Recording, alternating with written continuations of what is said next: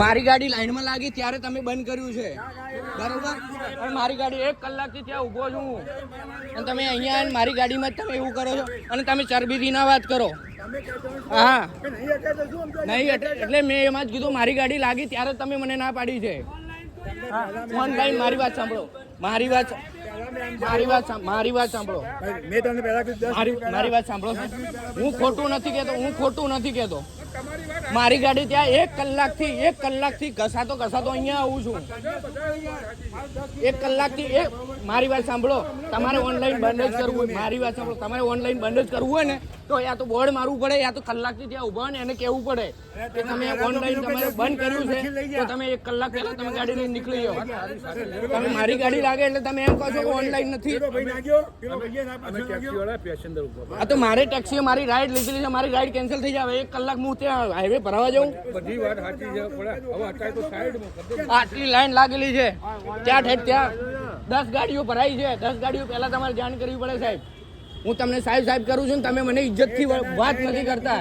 Manager હોય ને તો મેનેજર તમે પંપના છો સાહેબ. અરે ભાઈ મશીન લઈ ગયા કોઈ બી મેં ટ્રાન્સફર કરાવીને કરી આપવું પડે. હું તમારો કસ્ટમર છું.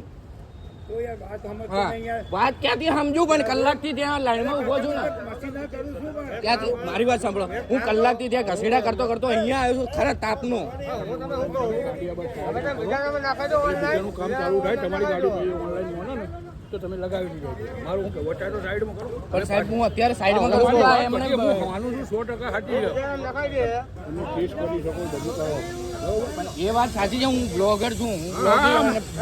તમે તમારી આવી રીતે કરે થોડી કામ આવે યાર. 1 કલાકથી સાહેબ 1 કલાકથી હું ઉભો છું. 1 કલાક મારો ટાઈમ ની કિંમત હોય સાહેબ. પણ કેશ જ નથી, મારે ઓનલાઈન જ છે. અને મેં એમને કીધું કોકને મેં અંદર નંખાઈ દે મારે ગાડીને કેશ ભરી આખો પેટ્રોલ પંપ લઈને બેઠા છો. પણ ના હોય સિસ્ટમ બધી જગ્યાએ છે. આ જ જગ્યા તમે મારી જ ગાડી લાગીને તમે ના પાડી છે એટલે મારાથી કઈ દુશ્મની છે તમારી? મારાથી કઈ દુશ્મની છે તો પછી મારી 1 કલાકથી ત્યાં આ તો ગાડી હજી ઓછી છે ત્યાં ઠેડ ઉભી હતી ગાડી. હું ધીરે કરતો નંબર ટુ નંબર અહીંયા સુધી આવ્યો છું અને અહીંયા મને કે હવે ઓનલાઈન તમારી જગ્યાએ સાચા છો મને ખબર છે,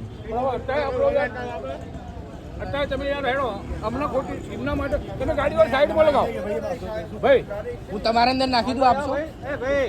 500 રૂપિયા લેવા 500 હાલ દો. 500 નો ભરો ચાલો ભરો. ગાડી લગાવી આવી રીતે કરો સાહેબ. તમારે આ સિસ્ટમ ખોટી છે. આ સિસ્ટમ બહુ ખોટી છે. તમે 1 કલાકથી બધી ગાડી વાળા તમારે જાણ કરવી પડે. અરે એ વાત સાચી છે, તમારે જાણ કરવી જ પડે. મારા ભાઈ હું કલાકથી ત્યાં ઉભો. મને હું કે ખબર હવે વાત પૂરી કરી અરે ભાઈ મારા સમજે તું 500 રૂપિયા ભાઈ. આ ભાઈને 500 રૂપિયા નાખ ને ભાઈ હેઠી નાખી દે. આ પંપ છે કડીનો છે પંપ અને આવી રીતે કરે છે. અહીંયા આવે છે કસ્ટમર જોડે. હવે એ વાત પછી કરજી. પહેલા 500 નાખી પછી બધું ઉતાર બાજુ કરી 500 ના ભાઈ નંબર આ લઈ લે પે ઉપર ના. કસ્ટમર ડ્રાઈવર જોડે પૈસા નખાવે છે અને કેશ ભરાવે છે. ભાઈ સારા છે જો મને આટલું કર્યું છે. બાકી હું મારા જોડે ઓનલાઈન નથી. હું ક્યાં જાઉં? બધા ઓનલાઈન વાળા આવે છે અને પેટ્રોલ પંપ વાળા છે એવા છે કે એવું કહે છે કે તમારી ગાડી ભલે લાગી હોય તમારું ઓનલાઈન બંધ થઈ ગયું છે.